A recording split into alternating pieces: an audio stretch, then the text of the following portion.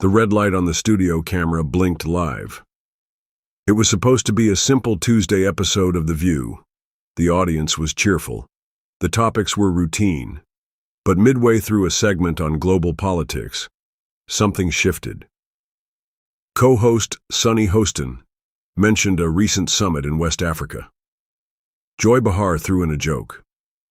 Then, the name Ibrahim Traoré came up. And Whoopi Goldberg's face changed. Her eyes narrowed, her voice softened, but grew deeper with emotion. She looked directly into the camera and said, "There's a young man in Burkina Faso who's risking his life every single day because he won't bow to the same forces that silenced our heroes here." Silence. The studio froze. The crew didn't know whether to cut to commercial or let her continue. But Whoopi didn't stop. Y'all love quoting Martin Luther King and Mandela until someone new stands up and says the same thing. Then she said one sentence about Traoré, and that's when the audience gasped. One producer whispered, "Cut to commercial, now." But it was too late. The internet had already clipped it. The views, exploding. The consequences, just beginning. Later that evening, the moment went viral. Twitter, Instagram, TikTok, every platform was flooded with the clip. News anchors tiptoed around it. But no one could ignore the sentence that ignited the fire. This was what Whoopi had said. "If Malcolm X were alive today, I believe his name would be Ibrahim Traoré." It was more than a comparison. It was a declaration, a challenge to the American consciousness. Hollywood elites whispered disapproval. ABC issued a vague statement about internal discussions. By morning, The View announced Whoopi would be taking time off. But that wasn't what broke people. It was the tear rolling down Whoopi's face as she finished her statement. Unscripted, real. You could feel it. She had spent years playing by the rules, years of carefully worded opinions. And in one moment, she threw that all away to defend a man most Americans had never heard of. Why? That's when people began digging. Who is Ibrahim Traoré? What is he doing in Burkina Faso? And why did Whoopi risk her entire career to say that on live TV? The answers would unravel a web deeper than anyone expected. 2 days after the broadcast, Whoopi sat alone in her New York apartment. She hadn't spoken to the press. Her phone had over 300 missed calls. ABC executives were furious. The public was divided. Then her assistant knocked. "There's an email you should see," she said quietly. The subject line was simple. "Thank you." It was from a 14-year-old girl in Ouagadougou, Burkina Faso. Her name was Awa. Her brother had been kidnapped by rebels 6 months ago. Her school had been burned. But she had recently watched a speech by Ibrahim Traoré. It gave her hope. It gave her courage. And now, Whoopi's words made her believe she wasn't invisible. "I didn't think anyone in America knew we existed," the email read. "But when you said his name, my whole village watched. We cried. You made us feel seen." Whoopi stared at the screen. Her hands trembled. This wasn't about TV anymore. It never was. She whispered to herself, "I said his name. And I meant every word." But outside her window, protesters were already gathering, some in support, others demanding her removal. The storm had just begun. Back in the studio, raw footage was quietly reviewed by senior producers. ABC wanted to know exactly how much damage was done. One shot stood out. Joy Behar's reaction. When Whoopi mentioned Ibrahim Traoré's name and compared him to Malcolm X, Joy's expression froze. She wasn't smirking. She wasn't rolling her eyes. She looked shaken, vulnerable, as if something ancient had been pulled from beneath the surface. In the unaired clip, Joy muttered under her breath, "They warned us not to bring him up." The words were faint, but clear. Who warned them? That question was never answered. ABC never released the rest of the segment, not even to press. but someone in the control room leaked it to an anonymous Reddit thread. Within hours, the clip surfaced online. It showed Whoopi refusing to apologize, the other co-hosts sitting in cold silence, and Joy looking terrified. People started asking, why is Traoré's name so dangerous? What truth was Whoopi getting too close to? By the next morning, thousands of young African Americans were researching Traoré, and what they found stunned them. 3 days after Whoopi's suspension, something unexpected happened in Harlem. At a quiet barbershop on Lenox Avenue, a young man walked in and pulled out his phone. "Y'all seen this?" he asked, showing the Traoré clip. The room filled with men from every walk of life, truck drivers, teachers, a retired cop, fell silent. They listened, not to drama, but to conviction. A man in his 60s, gray beard, hands stained with years of honest work, leaned back and whispered, "She's the first person on American TV to speak his name, without fear." That one sentence sparked a debate that lasted 3 hours. People began comparing Traoré's speeches to ones they'd heard from Malcolm, Fred Hampton, even Mandela. His words about African unity, youth empowerment, and reclaiming sovereignty hit something deep, especially among Black communities in America who'd felt abandoned by political theater. By nightfall, TikTok and Instagram were flooded with clips from barbershops, dorm rooms, churches, and mosques, all watching Traoré's speeches. And one thing was clear. Whoopi had done more than speak. She'd lit a fuse. That same week, Whoopi received another message. This time, not an email. It was a voice note. Soft, slow, and filled with weight. It was from a woman named Bintu, a teacher from Ouagadougou. Her voice trembled. "I lost my husband last year during the uprising. He died believing Traoré would change things. I thought the world didn't care. But then, I saw you cry, on television, for us." She paused, then said something that would haunt Whoopi forever. "You were the first to cry for us, not because we were victims, but because we were brave." Tears streamed down Whoopi's face. That night, she turned off her phone, sat alone in silence. Her suspension was now indefinite. Tabloids were spinning rumors. Politicians were calling her irresponsible. But in the quiet, a sense of clarity began to form. She had touched a nerve not just across oceans, but across hearts, especially those who had been made to believe their courage didn't matter. Outside her window, someone had left a sign. It read, "You spoke, we heard, now let us speak." Inside the ABC headquarters, executive producer Deborah Michaels held a trembling piece of paper. It was Whoopi's handwritten letter, intended to be read on air before she was suspended. She had written it the night after receiving the voice note from Bintu. It wasn't angry, it wasn't defensive, it was a message of love. "I've seen enough injustice to know what silence costs, and when I heard Traoré speak, I recognized that fire, that honesty, that pain. He's not dangerous, he's necessary." ABC refused to let her read it. The letter was shelved, buried beneath legal considerations. But Deborah couldn't forget the way Whoopi's hands shook as she held it, how her eyes begged not for fame, but for dignity. Eventually, Deborah leaked the letter anonymously. It ended up in the hands of a grassroots African-American news blog. Within 24 hours, it was read live on YouTube by a young mother in Chicago, holding her infant son. By morning, it had been translated into 5 languages. People weren't crying because Whoopi was suspended. They were crying because, finally, someone cared.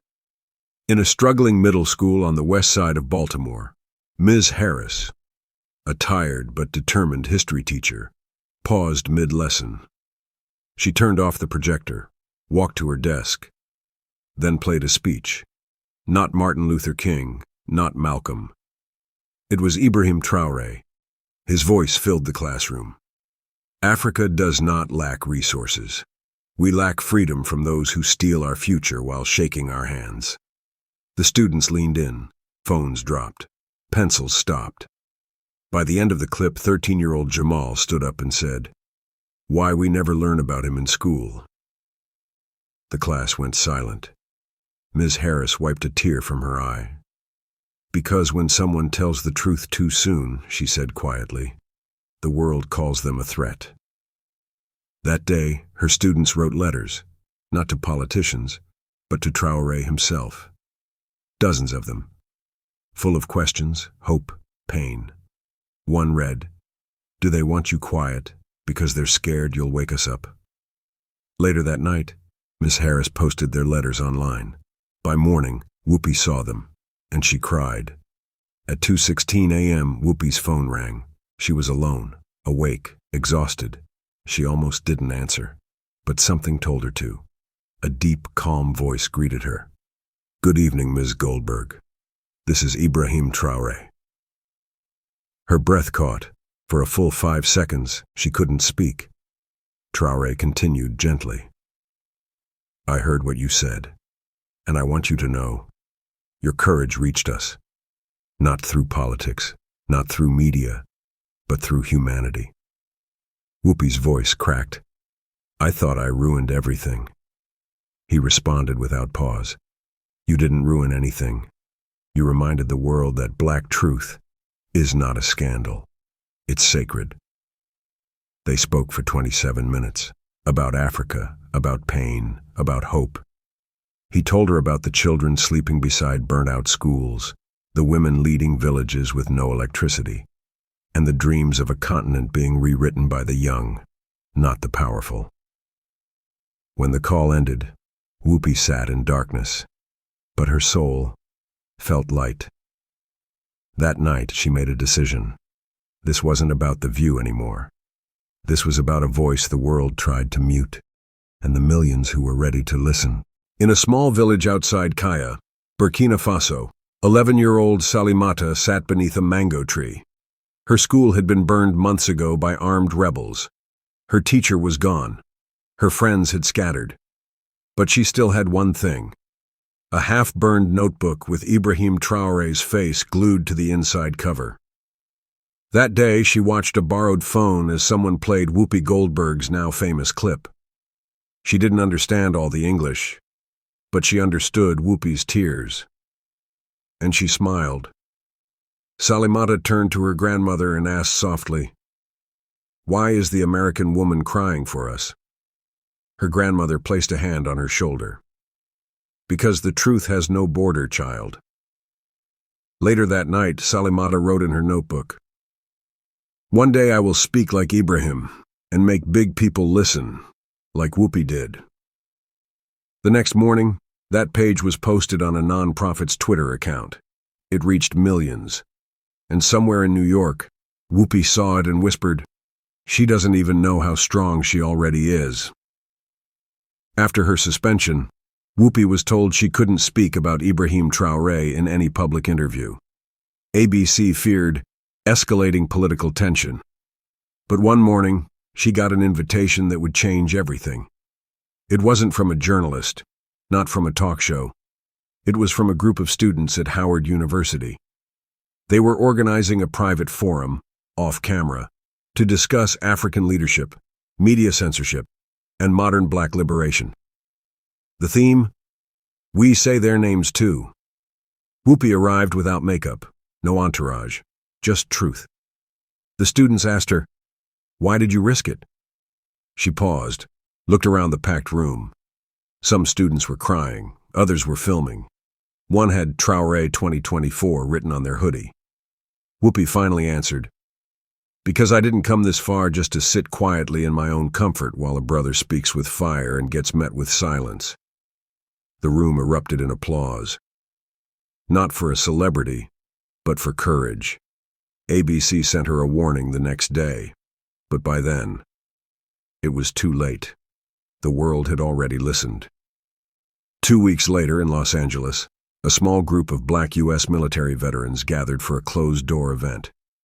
They weren't politicians. They weren't influencers. They were survivors of war, of racism, of silence. They had all watched Whoopi's clip, then Traoré's speeches, and one by one, they realized something none of them expected. This young African leader is saying the things we were never allowed to. The group's leader, a 67-year-old Marine named David Grant, stood up. He pulled out his worn combat medal and placed it on the table. Then he knelt. "For all we fought," he said, "we forgot to fight for voices like his." The other veterans followed, one by one, kneeling, heads down, for a man they'd never met but deeply understood. Photos from that room leaked. The image went viral. Black veterans, on one knee, for Ibrahim Traoré. CNN didn't cover it, but social media did. And it wasn't about politics anymore. It was about dignity, the kind Whoopi had protected with one sentence, the kind a continent had waited too long to hear. In a pediatric clinic in Atlanta, a 9-year-old boy named Elijah sat quietly beside his mother. Diagnosed with selective mutism after witnessing police violence at age 6, he hadn't spoken a full sentence in over 2 years. But today, something different happened. In the waiting room, a young nurse played a YouTube video on her phone. It was a montage of speeches. Whoopi's voice faded into Traoré's. The rhythm, the strength, the fire. It filled the room. Elijah's eyes locked on the screen. He stood up, walked closer, and whispered, "That's the man who talks like Grandpa used to." His mother froze. Tears welled in her eyes. "Elijah," she said softly, "did you just speak?" He nodded. Later that day, the nurse posted the story online. A boy who hadn't spoken in 2 years found his voice because of 2 people, Whoopi Goldberg and Ibrahim Traoré. The post spread like wildfire. It wasn't just a story anymore. It was healing, and that healing was global. Whoopi was sitting in her kitchen, still suspended, her phone lighting up constantly. Then she saw an email with a subject line that stopped her heart. From the Mandela family. It was from Ndleka Mandela, granddaughter of Nelson Mandela. She had seen the clip, read the letter, watched the backlash unfold. Her email was short, but unforgettable. "My grandfather was called a terrorist before the world called him a saint. They always fear the truth when it doesn't wear a Western suit. You stood for what many whisper about. We see you, and we thank you." Whoopi's hands covered her mouth. Her voice cracked as she whispered, This is bigger than me." She didn't respond right away. Instead, she printed the message and pinned it to her wall. Next to it, she taped the first email she ever received from Burkina Faso. And under it all, she wrote in bold marker, "I said his name." 3 weeks after her suspension, ABC called Whoopi back. They wanted a meeting. No cameras, no microphones, just quiet conversation. She arrived with no lawyers, just a small flash drive in her hand. When asked what it was, she smiled faintly. "It's my goodbye, or my beginning, depending on you." She placed it on the table and left. Inside the flash drive, a pre-recorded segment she had made alone, in her living room. No producers, no edits, just her, speaking to the camera. In it she said, "If speaking truth on daytime television is too dangerous, then maybe television is the problem, not me." She spoke about Traoré. She spoke about Africa. She spoke about the cost of silence. And in the final moment she whispered, "Say his name. Say it loud. Say it even if it costs you everything, because silence is how they win." ABC never aired it, but an intern leaked it online. That night it became the #1 trending video in the world. Nobody knew she was coming. No press, no camera crew, no red carpet. Just one woman, boarding a plane to a place she had never been, but had come to love. Whoopi Goldberg landed in Ouagadougou, Burkina Faso, just after dawn. A small delegation met her quietly. No ceremony, just silence and stunned disbelief. Then, One by one, people began to gather. Word spread fast. The woman who spoke Traoré's name on global television, the woman who cried for Africa on American screens, was here. A child placed a dried flower in her hand. A grandmother whispered, "Welcome home." And then, without warning, Ibrahim Traoré himself appeared. No guards, no podium, just him. They embraced, not as politician and celebrity, but as two souls, scarred by truth, held together by purpose. No words were spoken for a full minute, just the sound of the wind and the weight of what had been risked. Weeks later, a monument was quietly unveiled in a village near Gawa. It wasn't made of gold or marble, just local stone and love. At its center, the names of African freedom fighters, both known and forgotten: Sankara, Nkrumah, Lumumba, Biko, and now, Goldberg. Below her name was etched a single sentence in French: "Elle a dit son nom quand le monde exigeait le silence." She said his name when the world demanded silence. Tourists didn't flock there, reporters didn't cover it, but children visited every week, laying handwritten notes at the base. Notes like, "I will be brave like Whoopi. I will speak like Traoré. I will never be afraid of the truth again." Back in New York, ABC quietly offered Whoopi her seat back on The View. She declined. Instead, she started her own show, broadcasted independently. Its title? Unmuted. And the first episode opened with this: "The price of truth is high, but the price of silence is everything." This final chapter is for you. Yes, you, watching this video right now. You've seen what happened. You felt it. A woman on live television risked her career for a man the world tried to ignore. A man who risked his life every single day for people whose names we'll never know. They stood in truth. They paid a price.